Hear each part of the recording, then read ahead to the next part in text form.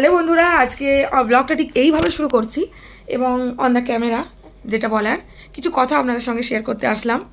আপনারা জানেনই ইতিমধ্যে কি ঘটনা ঘটেছে আমাদের দেশে, যেটা এর আগে এত বড় দুর্ঘটনা মনে হয় আমাদের দেশে প্লেনের ক্ষেত্রে ঘটেনি।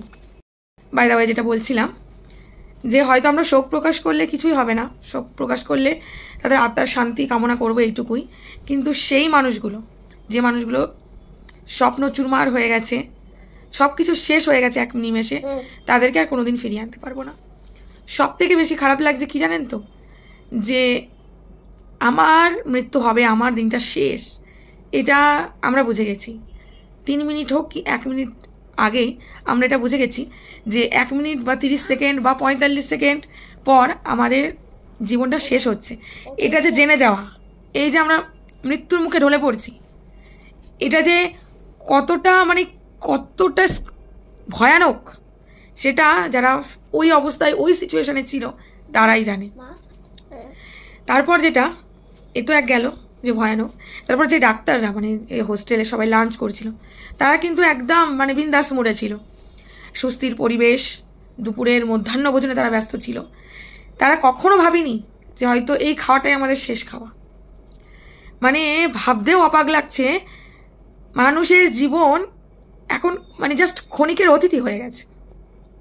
তো আমার মনে হয় তোমাদের মনে যা আছে, তোমরা ভাবছো যে কালকে ওটা বলবো, কালকে ওর কাছ থেকে আমি সরি চেয়ে নেব, এটা করো না। যখন যেটা মনে আসে করে নাও, যদি পসিবল হয়, যদি সময় উপযোগী হয়, কোনো কিছু না ভেবে যেটা ইচ্ছা করছে করে নাও। কারণ কে বলতে পারে যে আজকে সকালটা তোমার জীবনে এসছে, কালকে সকালটা তোমার জীবনে নাও আসতে পারে। ওখানে একটা ফ্যামিলি ছিল যার 3 সন্তান নিয়ে 2 ডাক্তার দম্পতি লন্ডনে সেটেল হতে যাচ্ছিল।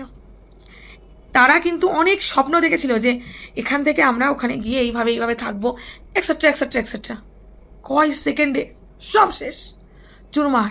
কেউ ঈদ করতে এসে আর ফিরে যেতে পারেনি নিজের গন্তব্যস্থলে। ভবিষ্যৎ প্রজন্মে যারা আমাদের ট্রিটমেন্ট করবে, চিকিৎসা করবে, তারাও যে কতজন হতাহত হয়েছে তারও কোনো ঠিক ঠিকানা নেই। তাই আমি বলবো, স্বপ্ন পুষে রেখো না মনে। কারো কাছে যদি ভুল করো, নিজের ইগোটাকে রেখে দিও না, ইগোটাকে ত্যাগ করো। স্যাক্রিফাইস করলে জীবনে অনেক কিছু পাওয়া যায়, জীবনের কাছ থেকে অনেক কিছু পাবে। তাই সময় অপচয় করো না। যে সময়টা তোমার কাছে আছে কাজে লাগাও, মিলেমিশে থাকো, ভালোবাসা নিয়ে থাকো। কদিনের দুনিয়া, কদিনের পৃথিবী, আজ আছি তো কাল নেই। তাই তোমাদেরকে বলবো, সময় অপচয় করো না। আর যে মৃত্যু মিছিল হয়েছে, সেটা তো আর কি বলবো, হাজার কাঁদলেও, হাজার মাথা ঠুকলেও তারা ফিরে আসবে না। তাদের মৃত্যু দেহগুলোও চোখে দেখার মতো না। তাদের আত্মার শান্তি কামনা করি মহান আল্লাহর কাছে, তারা ভালো থাকুক, বেস্ট নসিব হোক, এটাই চাই। আর কিছু বলার নেই তোমাদের সাথে, একটু মনটা হালকা হলো আর কি।